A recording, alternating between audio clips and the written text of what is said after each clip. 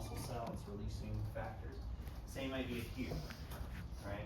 These are two different immune cells, right? And it's labeling one as the donor, so think about that's the one that's already infected with HIV, and then that's the one that's about to become infected, right? And using like the envelope proteins of the virus and the gag proteins of the virus, right? They part of the replication cycle near the end where you get assembly at the surface. Those proteins go to the surface, and what you can do, a little hard color-wise, kind of the dark green, the teal, that's the envelope, that's the attachment factor for HIV. You can see them move to the surface. They're already forming attachments with the receptor before the virions even start to form, which means as soon as the virions form, as soon as they bud and release and mature, they're already attached to the cell that they're going to infect, right, through those tight interactions.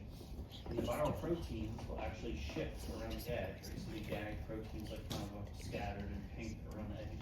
They will all actually move in the direction of where the next immune cell is to make sure it's like a targeted release of virus from one cell directly into the next. And yeah, even, instead of having to go through this kind of step-by-step mechanism, which is still pretty reliable because the immune cells are doing all the traveling for the virus. There's also, in this picture, you could draw just a T cell. There are CD4 T cells scattered around underneath the epithelial cell lining. That's going to still be the preferred cell type that HIV wants to infect. It's like the best one for them. So you can have T cells that just get automatically infected right here. They don't even have to bring it back to the lymph node. Built-in, reliable patterns of how these immune cells work. And the HIV virus is just taking advantage of it. So not even like a single cell pathway like we focus on a lot of time with the virus taking advantage of it. Kind of like the big picture. The virus is taking advantage of how the immune system works in general. So any questions about that idea or that logic of why it would be an advantage for HIV to infect immune cells? So is that why there's no inflammation because it's affecting their cells? That's why it's like those dormant until AIDS develops? So yeah, so a big part of it, you're kind of getting ahead to it's a very prolonged, slow infection. So part of it, you're taking away a lot of the strength in your response, either directly by infecting those cells. We are going to see in just a little bit that there is still an immune response against HIV. But the problem now becomes, right, if you think about, all right, I'm an immune cell, I'm part of the immune response, I know HIV is out there, I'm going to go find it, I'm going to get rid of it. The way that you're going to get rid of HIV is by getting rid of other immune cells. So your immune system starts to almost like attack itself. And then, yes, over time, the virus is going to win out and the host immune response will stay good.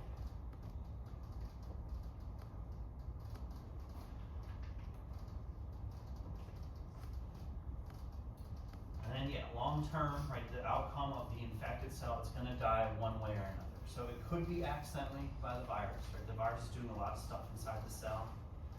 If it's taking over the use of a lot of host cell machinery, the host cell can't do what it needs to just normally survive. So sometimes those, and we're mostly at this point talking about the T cells, those are the ones that matter long term. The T cells are going to die either because the virus just uses them up, or even more likely, the cell itself, right? A lot of host cells, especially the immune cells, have built-in kind of safety measures that if they feel that something's wrong with them, right? They're a very powerful, important cell in the body. So if they become unregulated or something's inside them that shouldn't be, they will go through apoptosis, right? Programmed cell death, sacrificing yourself for the greater good. Or even the most likely, and this is the one that I just brought up for Jack's question, the immune response is going to target and remove cells that are infected with the virus. So the immune response targets those infected immune cells and gets rid of them.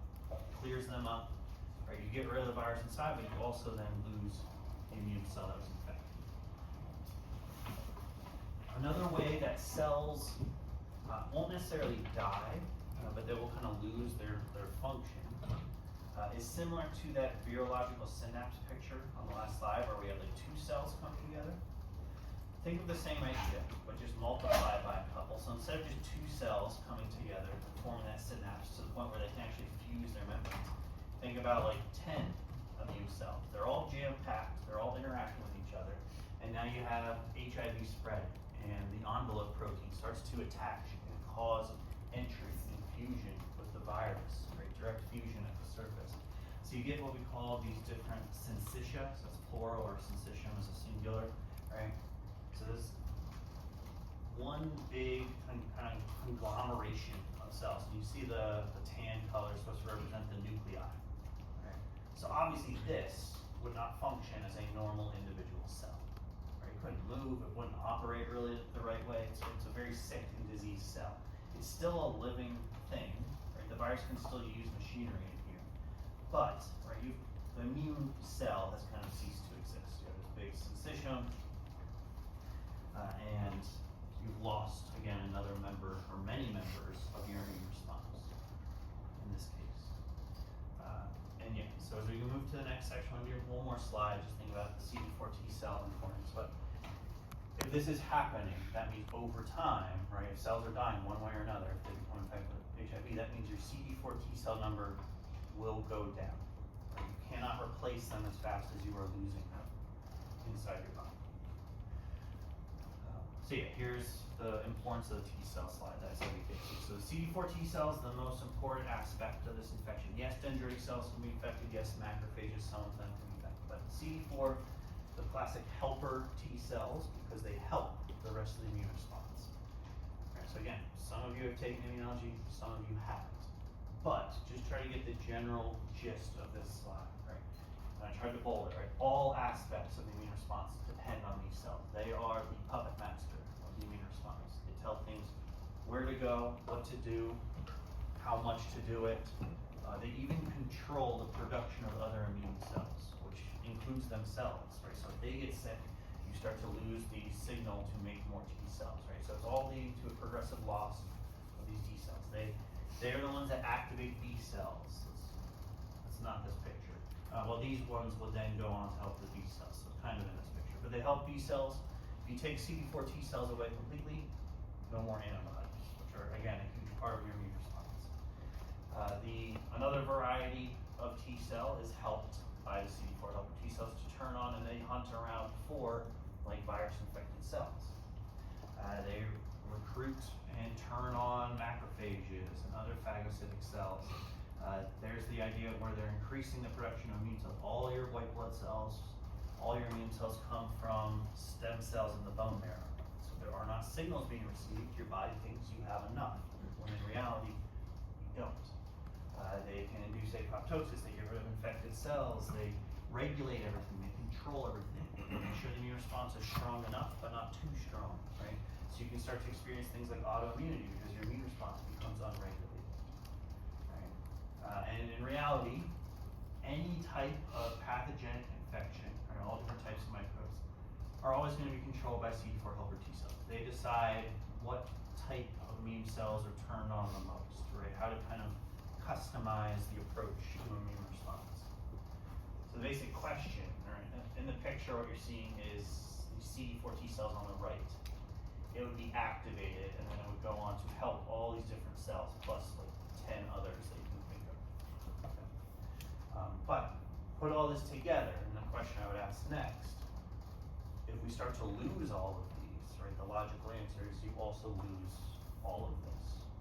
Right? And this is your immune response. So the big punchline for the next section of this lecture is going to be HIV is not just going to wipe out one specific immune cell type. I mean, technically that's what big